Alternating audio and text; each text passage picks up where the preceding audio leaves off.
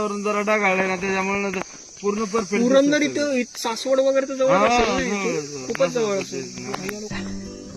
हे काका एवढ्या खालतून वरती यायला आम्ही चालत जायला थकतो, पण ते एक गाडा विथ काकडी एवढ्या सगळ्या गोष्टी घेऊन ते वरती आले.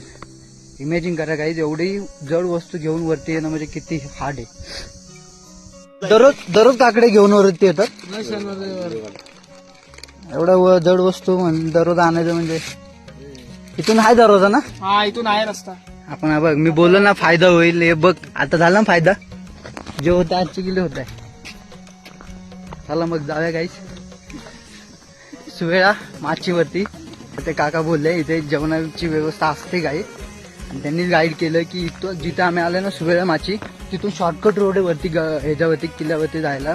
जो वरती आम्हाला जिथे जायचं होतं त्या लोकेशनवरती तो शॉर्टकट रोड आहे, इथून शॉर्टकट मध्ये जाऊ शकतो.